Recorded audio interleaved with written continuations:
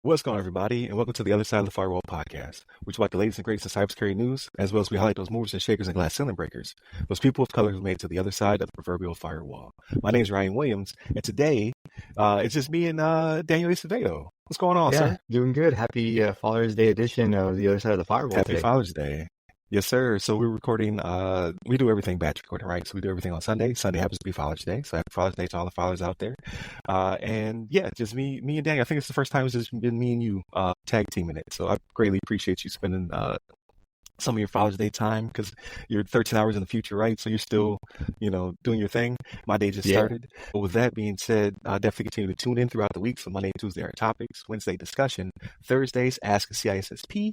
This one will be a really good one coming up. I'm not sure if it'll go out this week or the following week, but I'll be with the C-suite and senior leadership team of Black Girls Hack. So definitely tune in for that one. I'll have 4 guests on the show at once, so it'll be the first time I've done that. So it might take me a little bit longer to edit, but definitely tune in for that one when it drops. And then check out last week's where we talked to Mariah Simone Denson, and she is the founder and president of Global Patch. So that was really good too. Talking about how games lead into IT and cybersecurity as well. So check that one out. But without further ado, I give it to myself. Ken is not here. So our first article comes from Federal News Network. So this one is titled 4 Key Highlights from the Microsoft Cybersecurity Hearing. So we always talk about it, right? These big companies being US based, when they mess up and they are embedded either interwoven into American society as hardcore as Microsoft is, or how they have such a large footprint in the Department of Defense sector and all federal government, as it were, they get pulled to the red carpet, right? They're like, hey, listen, you messed up.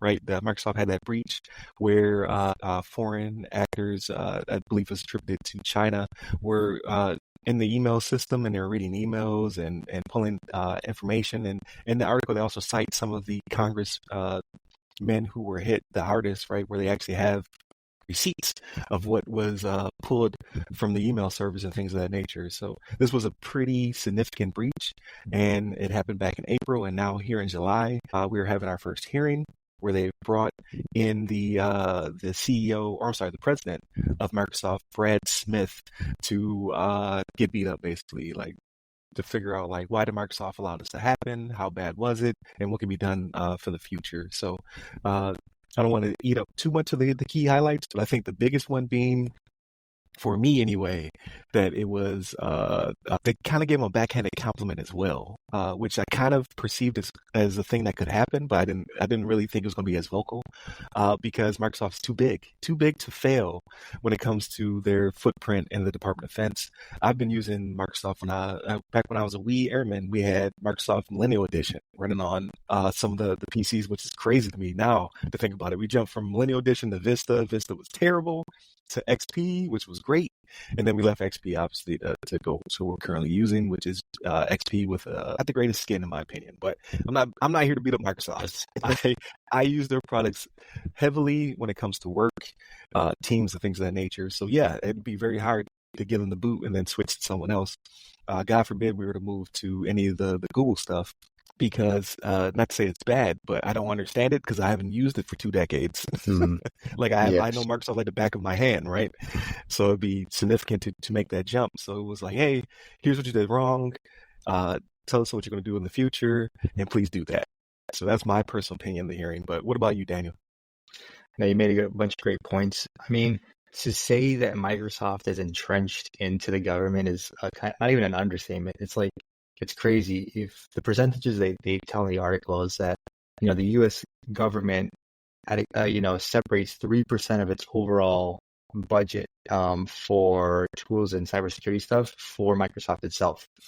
10% of Microsoft's overall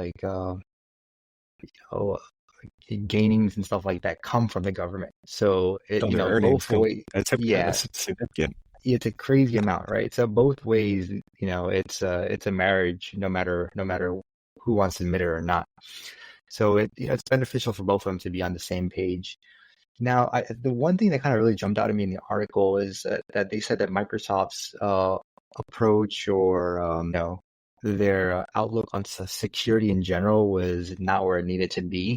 And it's kind of a little surprising to me since Microsoft's such a big organization and kind of, has been in this kind of environment for a really long time. So to hear that CISA doing this independent, audit of Microsoft would come away with that feeling from the organization is really, really telling, right? And a little scary, to be honest, because if they're that lackadaisical and their posture, their outview and security is not taken seriously, the bottom line, the people that's going to affect is the everyday day-to-day user, right? So our data is not going to be safe. We're heavily using these tools both in our personal lives and in businesses. So if they're not going out and ensuring that the tools that are being used are either, programmed in the correct way, secured and maintained in the correct way, then, it's this is just the tip of the spear, in my opinion, of kind of like exploits and things that are to come down the line. But what do you think, Ryan? Before I go there, so you give me opportunities to plug again. Please like, share, subscribe. We're trying to get to 500 subs by the end of the month was the goal. We are danger close. I think we're at like 415, 416, so we're almost there. Nice. If we don't meet the goal, I still have hope that we'll hit 1,000 by the end of the year. But you can help us out. I feel like that is a charity drive, right? You can help us out by sharing us with your nerdy friends, hyping up the podcast. Leaving feedback, things of that nature. We're one of the top 10% podcasts in the world somehow, and it's due to you listening. But we need more feedback. We need more things, more ratings. Like, be honest. Like, I would love 5 stars on every platform that you listen to us on. But give us some honest feedback so we can continue to improve the podcast, and then hopefully get to a point of monetization, so I can have a background. Because right now I got the Bills Mafia flag in the back. All right, help me, help me. But with all that out of the way, so from my standpoint, Microsoft is I think they have a $3 trillion cap now. They're one of the it's Microsoft, it's Apple, it's Nvidia, and I forget who number 4 is. Probably Google. I don't know, but either way, they're too big to fail, and it's not a matter of like, even if the government shed them, it'll only be 10% of Microsoft, which is a significant amount. Don't get me wrong. But at the end of the day, the rest of the world still uses Microsoft. There won't be a mass exodus, but they're so entrenched. It's easier to fix your problems, and then we could just continue this business relationship, right? As opposed to pulling chalks and like, what do we move to? Like say, hey, Apple, we need one, I don't know, like 100 million Apple PCs or what have you to switch the entire environment. It'd be impossible. Train everybody up on Apple software and all that stuff too would be horrible. It'd be almost impossible. At the end of the day, they have no choice but to get better, and it really is surprising that, because they're the Windows Defender company, they're the Sentinel-1 company. What are you doing to improve your products, and what are you doing to prepare for the future, right? Because these attacks are only going to get worse. We've seen where there are already lots of activity in the Asia Pacific area. We have attacks on U.S. soil by what we believe to be Russian state actors, North Korea, Iranian, and Syrian actors as well. So we definitely need the protection. So they should be investing more money on their side, on the Microsoft side, to further develop their security suite and tools and protect government assets. And at the very least, not tripping over their own feet, right? These are some unavoidable things that are happening, right? So the Exchange exploit really was that the hackers found an old, I think, cryptographic key from an exchange from the year previously. So that's what CISA is saying, is like their practices and security stuff is not to par with how big the organization is and how entrenched it is with the government. So, if they had correct cryptographic, renewals and some of these low-hanging fruit stuff, like, it doesn't sound like Microsoft, right? This sounds like something that, maybe a startup company that's, expanding really fast, faster than they can support. Something like this would happen to a company like that. But Microsoft, like you said, it's $1 trillion company.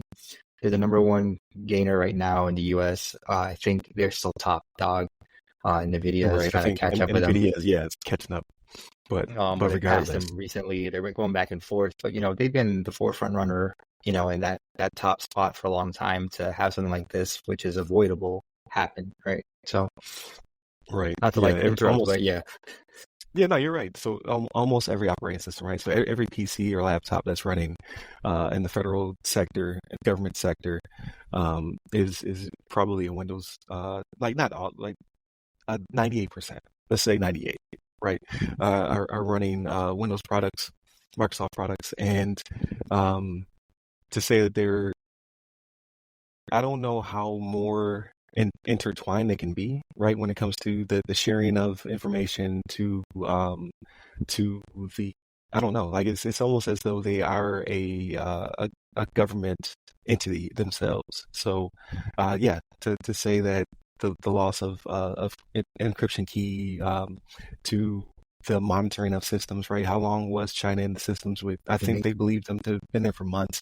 It was a persistent presence to, it's like, what's going on with your monitoring, as well as what have you done, what are the steps you've done to mitigate risk for the near term, right? What else is out there? And do you know what else you've lost potentially to foreign and state actors? What are the vulnerabilities? Are you not taking care of? What 0 days may be approaching? So there's a lot on their plate. And like you said, if they were a small to mid-sized company, I would think that they'd be overwhelmed. But to be Microsoft, you have the funding, you have the talent to ensure that this does not happen again. So I would hate to see another breach in the near future, because then it'll go from a backhanded compliment to just and anger Yeah, from our congressmen and women. So yeah. we'll see And I what the don't know if future it's a holds. backhand. I don't know if it's a backhanded compliment or it's just that there's so much money involved between the government and Microsoft that they're not going to go out and do a witch hunt on this guy. But like you're saying, if there's a second one that comes out recently, it's a slippery slope. Right, right, and I don't think it would be a matter of necessarily. I think it would be more of a lift and shift if it were to happen, Mm, right? It wouldn't be like we fire Microsoft, but no, Microsoft needs to fire somebody in order mm. for us to Yeah, feel comfortable with you continue these contracts and yeah, things of that nature. So yep, there's a lot of pressure on Microsoft's side. So, but they can handle it. I mean, yeah. they're one of the highest grossing companies on the planet, so Hmm. they can always buy more talent or purchase or acquire businesses that can then bring in the proper culture and things of that nature, which it shouldn't be the Yeah, way that things happen, right? You shouldn't acquire things in order to shield or protect yourself. But in Microsoft's case, if they are lacking something, yeah, they could acquire that talent through acquisitions and things of that nature. So there's a lot to be said there. So we'll see what the future holds. But thank you for tuning in for this episode. Again, it'll be me and Daniel all week long. Monday, Tuesday, our topics. Wednesday, discussion. Thursdays, Ask a CISSP. I'm not sure if that'll be a new one or a returning episode. And then Fridays, everything else. So movies, books, games, all that good stuff. So continue to tune in. Help us to get to 500 subs. Stay safe. Stay secure.